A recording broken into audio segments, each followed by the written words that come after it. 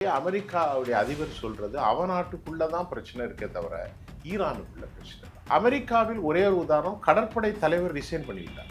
Resign பண்ணவில்லை, அவரை resign பண்ண சொல்லிவிட்டார்.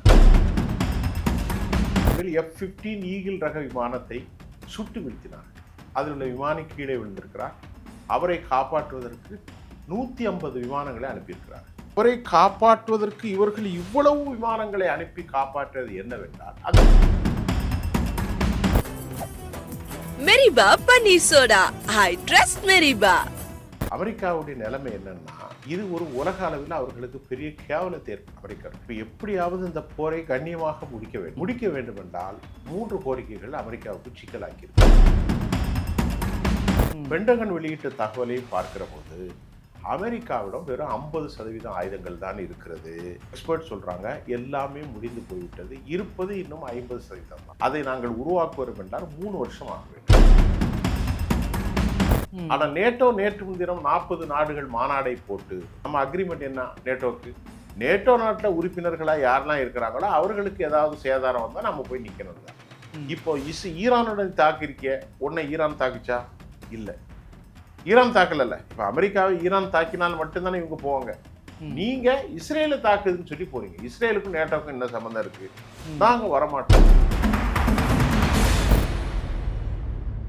ரிஃப்ளெக்ட் வாய்ஸ் நேயர்களுக்கு வணக்கம். இன்றைய சிறப்பு நேர்காணலில் நாம் சந்திக்க இருக்கின்ற சிறப்பு விருந்தினர் மூத்த பத்திரிகையாளர் சுஃபியான் அவர்களை வரவேற்று நிகழ்ச்சிக்குள் செல்வோம். வணக்கம். ஈரான், அமெரிக்கா, இஸ்ரேல் போற நம்ம தொடர்ந்து பேசிட்டு வரோம். இப்போ 2ஆம் கட்ட, அதாவது முதற்கட்ட அந்த போர் நிறுத்தம் செஞ்சுருந்தாங்க.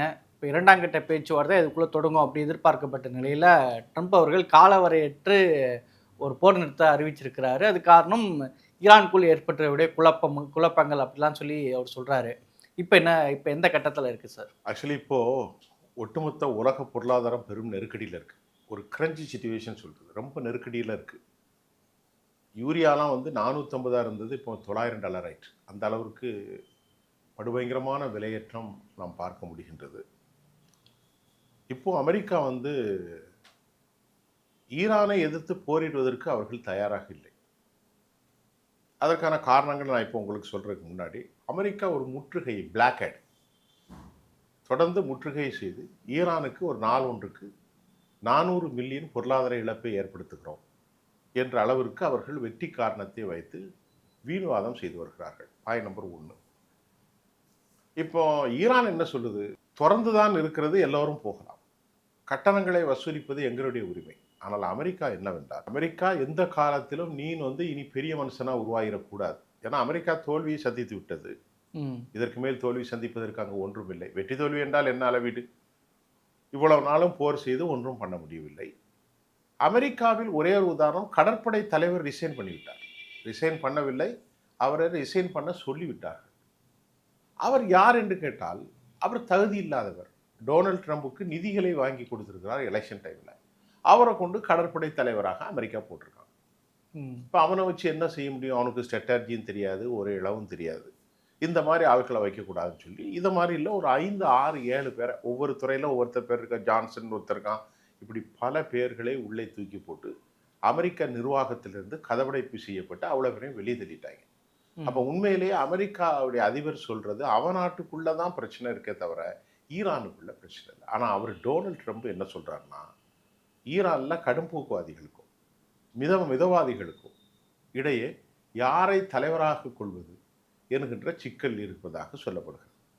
அப்படி ஒன்றுமில்லை. ஏற்கனவே முஜ்தபா கமினி என்பவர் தலைவராகத்தான் இருக்கிறார். அவர்தான் உச்சபட்ச தலைவர். அவருடைய தந்தையார் எப்படி சக்தியாக இருந்தாரோ அப்படித்தான் அவர் இருக்கிறார். ஸ்பெகுலேஷன் போய் கொண்டிருக்கிறார். அவர் முகம் செறிந்து விட்டது, கைகால் உடைந்து விட்டது, மரணப்படுக்கையில் இருக்கிறார். அதெல்லாம் நமக்கு எந்த சாட்சியும் கிடையாது. ஏன் அவர் ஒழுங்காக இருக்கக்கூடாது? அடுத்த கேள்வி வரும்ல. பாதுகாப்பு காரணங்களுக்காக அவர் மறைபொருளாக இருக்கலாம். ஆனால் அவருடைய உத்தரவின் பேரில் தான் எல்லாம் நடந்து கொண்டிருக்கிறது என்பது நமக்கு தெளிவாக இருக்கிறது.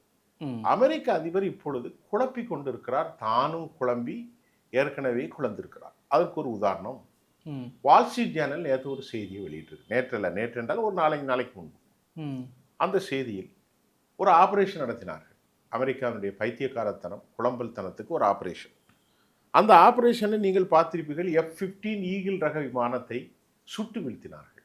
அதில் உள்ள விமானி கீழே விழுந்திருக்கிறார். அவரை காப்பாற்றுவதற்கு 150 விமானங்களை அனுப்பியிருக்கிறார்கள். ம். அப்படி என்றால் அறிவு சொல்லும், ஒரு விமானியை காப்பாற்றுவதற்கு 150. அதில் பிளாக் ஹாக்ஸ் விமானங்கள், ம். இன்னும் ஹெர்குலஸ் விமானங்கள், இப்படி ஏராளமான விமானங்களை அவர்கள் அனுப்பித்தான் ஒருவனை காப்பாற்ற வேண்டுமா என்ற கேள்வியும் எழுந்திருக்கிறது. இப்போ நீங்கள் பார்த்தீர்கள் என்றால், அவரை காப்பாற்றுவதற்கு இவர்கள் இவ்வளவு விமானங்களை அனுப்பி காப்பாற்றியது என்னவென்றால், அங்கே ஒரு சம்பவம் நடந்திருக்கிறது. அவர்களுக்கு என்ன திட்டம் போட்டிருக்காங்கன்னா, ம். அப்படி ஒரு விமானம் விழுந்தது சரி, அவரை காப்பாற்றலாம் போகல. ம். இவர்கள் நேராக ஃபர்தௌஸில் இறங்கி உள்ளே இருக்கக்கூடிய சரி விஷயத்தை தூக்கிட்டு வந்துடணும்னு பார்த்துருக்காங்க. எதை? அந்த எல்லோ கேக்குன்னு என்னது, செறிவூட்டப்பட்ட அணு ஆயுத யுரேனியம். இதுகளை தூக்கிட்டு வந்துன்னு நினச்சிருக்காங்க. அது தூக்க முடியல. ம். இதை போட்டு கிழிச்சிட்டாங்க. இதில் வந்து சிச்சுவேஷன் ரூம்லேருந்து லைவில் பார்த்துக்கிட்டு இருந்திருக்காரு. யார்? அமெரிக்க அதிபர் டொனால்ட் ட்ரம்ப். அவர் மயக்கமுட்டு பயங்கரமாக சத்தம் போட்டு சிஐஏ அவரை அப்படியே தூக்கிட்டு வேற ரூமில் கொண்டு வச்சு அங்கே அவருக்கு தண்ணி ட்ரீட்மெண்ட்லாம் கொடுத்துருக்குறாங்க. அந்த செய்தியை யார் சொல்லியிருக்கா? வால் ஸ்ட்ரீட் ஜேர்னல் சொல்லிட்டு. அப்போ அமெரிக்கா எல்லா வழிகளிலும் தோல்வி சந்திச்சிட்டாங்க.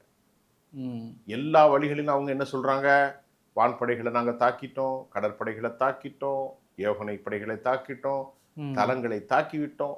அவர்கள் சொல்லி கொண்டிருந்தால், தாக்கிவிட்டால் நீங்கள் உள்ளே போயெல்லாமா தாக்கியிருக்க வேண்டும். இதுவரை தாக்கிவிட்டோம், அழித்து விட்டோம், தாக்கிவிட்டோம், அழித்து விட்டோம் என்றால் உள்ளே போயெல்லாம் அழித்திருக்க வேண்டும். அமெரிக்கா வெளியிருந்தே பேசி கொண்டிருக்கிறது. இப்போது அமெரிக்கர்களுக்கு இருக்கக்கூடிய சிக்கல் மான பிரச்சனையாக மாறிவிட்டது. ஹெர்முஸை நாங்கள் பிளாக் ஹெட் போடுவதற்கு முன்பு பேச்சுவார்த்தைக்கு வா என்று அவர்கள் அழுத்தம் கொடுத்தார்கள். பக்கர் கலிபாப் என்ன சொல்லியிருக்கிறார்? ஒன்றை நம்பி நாங்கள் இனி பேச்சுவார்த்தைக்கு எப்படி வருது? இப்போ அவர் தான் உச்சபட்ச இதாக இருக்கிறார். முஜிதபா கோமேனி இருந்தாலும் 64 வயசு. பக்கர் கலிபாப் ஏன் முதன்மை பொறுப்பில் இருக்கிறார் என்று சொன்னால், அவர் பாராளுமன்ற சபாநாயகர், ஒரு நல்ல விமானி, ஐஆர்ஜிசியினுடைய முன்னாள் களப்பணியாளர், இறந்து போன அலி காமினிக்கு சர்வ நெருக்கமாக இருந்தார். அலி லாரிஜானி போன்றவர்களுக்கும் நெருக்கமாக இருந்தார் தான் பக்கர் கலிபாப். இப்பொழுது அவர்தான் தேசத்தை இயக்கி கொண்டிருக்கிறார், அவர்தான் பேச்சுவார்த்தை நடத்துகிறார். அவர்கள் சொன்னார்கள், பொய்யர்கள் இவர்கள், பொய் சொல்லக்கூடியவர்களை நாங்கள் நம்ப மாட்டோம், அதனால நாங்கள் பேச்சுவார்த்தைக்கு வரமாட்டோம். ஏற்கனவே 2 முறை பேச்சுவார்த்தை செய்துவிட்டோம். முதலிலே போர் நிறுத்தும் போது அமெரிக்கா என்ன சொன்னது? நாங்கள் வந்து 10 கோரிக்கையும் ஏற்றுக்கொள்கிறோம் என்று தானே சொன்னார்கள். அதுக்கப்புறம் 10 கோரிக்கை ஏற்றுக்கொள்ளலையே. உடனடியாக ஸ்டீவ் விட்கா போன்றவர்கள் எல்லாம் வந்து 10 கோரிக்கையை ஏற்றுக்கொள்ளவில்லை, தள்ளுபடி செய்து விட்டார்கள். இப்போ எந்த அடிப்படையில் எங்களை 2ஆம் கட்ட பேச்சுவார்த்தைக்கு கூப்பிடுறீங்க? நாங்கள் வரமாட்டோம். இப்போ அமெரிக்காவுடைய நிலைமை என்னன்னா, இது ஒரு உலக அளவில் அவர்களுக்கு பெரிய கேவலத்தை ஏற்படுத்தி அமெரிக்கர்கள். இப்போ எப்படியாவது இந்த போரை கண்ணியமாக முடிக்க வேண்டும். முடிக்க வேண்டும் என்றால் 3 கோரிக்கைகள் அமெரிக்காவுக்கு சிக்கலாக்கி இருக்கிறது. ஏற்கனவே சிஏயுடைய பொலிட்டிக்கல் அனலிஸ்ட் ஒருத்தர் இருக்கார். சிஏயுடைய அனலிஸ்ட், அவர் பேர் மிஸ்டர் ஜான். அவர் ஒரு ஸ்டேட்மெண்ட் சொல்றாரு. என்னன்னா, 1ஆம் கட்ட பேச்சுவார்த்தையில் 3 விஷயம் முடிஞ்சு போச்சு. என்ன விஷயம்? முதலாவது, அணு ஆயுத கழிவுகளை என்ன செய்யறது? அவங்க வந்து பார்த்துக்கிடலாம். யார் வந்து? இன்டர்நேஷ்னல் அட்டாமிக் எனர்ஜி ஏஜென்சி கண்ட்ரோலில் வந்துடலாம். 2வது, முடக்கப்பட்டிருக்கக்கூடிய பணம் வந்து ஒரு 10 லட்சம் கோடினா அதை ரிலீஸ் பண்ணிடலாம். 3வது பிரச்சனை ஹெர்முஸ் பிரச்சனைகளுக்கு நாம் எல்லாத்தையும் சேர்ந்து ஒரு குழுவை கொண்டு வந்து அதை மேனேஜ் பண்ணுற மாதிரியும், அந்த இடம் அவர்களுக்கான பாட்டாக இருக்கட்டு, ஆனால் பணம் கலெக்ஷன் பண்ணுற விஷயம் பேசிக்கலாம். அந்த 3 தீர்வு எட்டின பிறகு அமெரிக்கா அதை ஏற்றுக்கொள்ள மறுத்தது. அப்படின்னு நான் சொல்லலை, சிஐஏனுடைய அனலிஸ்ட் ஜான் அவர் சொல்லியிருக்காரு போன பேச்சில். ஆனால் அதை பற்றி வெளியே எந்த செய்தியும் இதை ஏற்றுக்கொள்வதில் அமெரிக்காவுக்கு என்ன சிக்கல் இருக்குது? இப்போது ஹர்முஸில் ஒரு முற்றுகை நடக்கிறதாகவும் செய்திகள் வருது. கைப்பற்றி விட்டதாலாம் ட்ரம்ப் பேசுகிறாருங்களே, என்ன நடக்குது சார் அந்த விஷயத்தில்? ஹெர்முஸில் முற்றுகைன்னா, இப்போ அவங்க போர் செய்கிறதுக்கு அவங்கள்ட்ட வலு இல்லை. இப்போ நேற்றைக்கு வெளியான தகவல் என்னன்னா, அமெரிக்காவிட்ட வந்து 50% ஆயுதங்கள் தான் இருக்கான். மொத்தமே குடோனில் எத்தனை சதவீதம் இருக்குது? இதை வந்து நியூயார்க் டைம்ஸ் வெளியிடுது. பென்டகன் வெளியிட்ட தகவலையும் பார்க்கிற போது அமெரிக்காவிடம் வெறும் 50% ஆயுதங்கள் தான் இருக்கிறது. அதில் பெரும்பான்மையான ஆயுதங்களை உக்ரைன் போரிலும் காசா போரிலும் அவர்கள் முடித்து விட்டார்கள். அது மட்டுமில்லை, இப்பொழுது ஈரானுடைய போரிலும் அவர்கள் ஏராளமான டொமஹாக் போன்ற வலுவான விஷயங்களை, தடுப்பு ஆயுதங்களை அவர்கள் பயன்படுத்தி இருக்கிறார்கள். இந்த 50%ல் மிக முக்கியமாக தடுப்பு ஆயுதங்கள் என்னென்னா, பேட்ரியாட் மற்றும் தாட் சிஸ்டம். எதிரியுடைய விமானங்கள் வரும்போது உள்ள ஏர் டிஃபென்ஸ் சிஸ்டத்தை கொண்டு வச்சுருக்காங்க இல்லையா? எங்கெல்லாம் வச்சுருக்கிறாங்க? கத்தாரில் வச்சுருக்கிறாங்க, துபாயில் வச்சுருக்கிறாங்க, சவுதியில் வச்சுருக்கிறாங்க, ஜோர்டானு, இஸ்ரேலு, எல்லா இடத்துலையும் வச்சுருக்காங்க இல்லையா? எல்லாத்துக்கும் இவங்க தானே கொடுத்தாதானே தடுக்க முடியும். இப்போ இஸ்ரேலில் எவ்வளோ அடி அடிச்சாங்க, அவ்வளவும் தடுத்தது எது? இதுதான் தடுத்தது. தடுத்தாலோ இல்லை விட்டாலோ. அப்படி குடோன்களில் அமெரிக்காவுடைய பென்டகன் சொல்லுது, ஆர்சனல்ல எக்ஸ்பர்ட் சொல்றாங்க எல்லாமே முடிந்து போய்விட்டது, இருப்பது இன்னும் 50% தான். இந்த 50% வைத்து எப்படி கொண்டு போகுது? அது நாளைக்கு இன்னைக்கு ஃபில்டர் காஃபி மாதிரி போடக்கூடிய ஒரு விஷயம் அல்ல. அதை நாங்கள் உருவாக்குவோம் என்றால் 3 வருஷம் ஆக வேண்டும். அமெரிக்காவுடைய எக்ஸ்பர்ட் சொல்றாங்க. ஒரு டேஞ்சரான பிளே பண்றாரு டொனால்ட் ட்ரம்ப். இப்போ அமெரிக்காவுடைய பாதுகாப்புக்கே கேள்விக்குறியாகிவிட்டது அல்லவா? அமெரிக்காவுடைய இருப்பு மிக முக்கியமாக ஏர் டிஃபென்ஸ் சிஸ்டம் தான். தாட் சிஸ்டமும் பேட்ரியாட் சிஸ்டம் தான். அந்த ஏர் டிஃபென்ஸ் சிஸ்டத்தில் அவங்க $25,000 ட்ரோனை அனுப்புகிறார்கள். இவர்கள் பல கோடிக்கணக்கான ரூபாய்களை கொடுத்து 4 ஏவுகணை 20 கோடிக்கு மேலே ஒரு முறை தடுக்கப்படுது. அது சாதாரணமாக புறா வந்தாலும் சரி, மயில் வந்தாலும் சரி, ஆட்டோமேட்டிக்காக ஆப்ரேட் ஆயிரும். அப்போ அப்படிப்பட்ட நேரத்தில் அவர்களுடைய தடுப்பு வியூகங்கள், அமெரிக்கா தடுப்பதற்காக வைத்திருக்கக்கூடிய பேட்ரியாட், தாட் சிஸ்டம், இவற்றில் உள்ள தடுப்பு ஏவுகணைகள் எல்லாமே முடிந்து விட்டது. அடுத்த தடுப்பு ஏவுகணைகள் செய்வதற்கு 3 to 5 வருஷம் ஆகும்.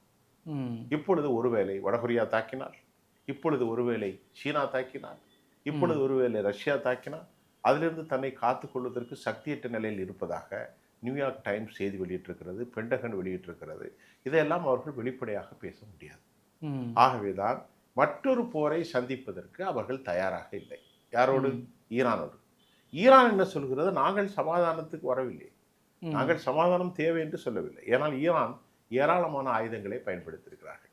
ஈரானில் இன்னும் 60% ஆயுதங்கள் இருப்பதாகவும், அதில் பாலிஸ்டிக்ஸ் ஏவுகணைகள் ஏராளமாக இருப்பதாகவும், லட்சக்கணக்கான ட்ரோன்கள் இன்னும் ஸ்டாக்கில் இருப்பதாகவும், தொடர்ந்து அவர்கள் அதை பயன்படுத்துவதற்கும் உற்பத்தி செய்வதற்கும் மிக மிக மிக தகுதியான அடிப்படையில் அவர்கள் இருந்து கொண்டிருக்கிறார்கள் என்பதும் அமெரிக்காவுக்கு நல்ல செய்தி அல்ல. ஆகவேதான் அமெரிக்கா 1ஆம் கட்ட பேச்சுவார்த்தை முறிந்த போதும் 2ஆம் கட்ட பேச்சுவார்த்தைக்கு பாகிஸ்தானை தூபம் கொடுத்தார்கள்.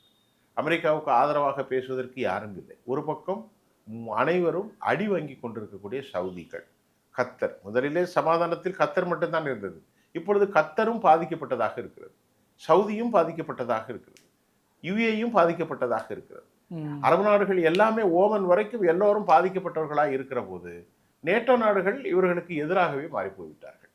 நேட்டோ இப்போது 40 நாடுகளை வைத்து நேற்று ஒரு கூட்டம் போட்டார்கள். அந்த கூட்டத்தில் அமெரிக்கா கலந்து கொண்டார்களா? இல்லை. அந்த நேட்டோவில் பல நாடுகளுக்கு கூடிய அமெரிக்காவுடைய மானியம் கிடைக்காமல் கஷ்டப்படுகிறார்கள், அது வேறு விஷயம். நேட்டோ என்ன சொல்லிவிட்டது? இந்த போருக்கும் எங்களுக்கும் சம்மந்தம் இல்லை.